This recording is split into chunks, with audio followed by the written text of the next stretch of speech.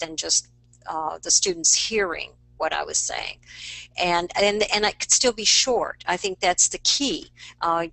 What I found was, in a long PowerPoint, students, lose interest. But in a VoiceThread, they're hearing you as if you're lecturing live to them, and it could be 1 a.m. in the morning. It can be 2.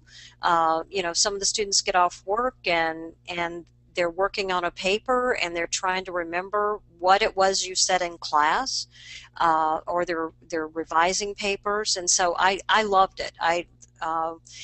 The first one I created was on this, though, on more on the remembering, because my students would tell me that I forgot what you said about the commas. I couldn't remember what you said. And so then they would try to remember those comma rules. And I found out if I just made little tiny snippets of one skill, then they could just click on that VoiceThread. And I learned about tagging, because that was very important, because how are they going to locate it? If they go on VoiceThread.com at 1 in the morning, how would they possibly locate my thread? So I learned to tag, and it's very important. And so I learned to tag them with our class, so they could just then go in under Browse and either put my name in or put our class in, and then the VoiceThreads would pop up for that.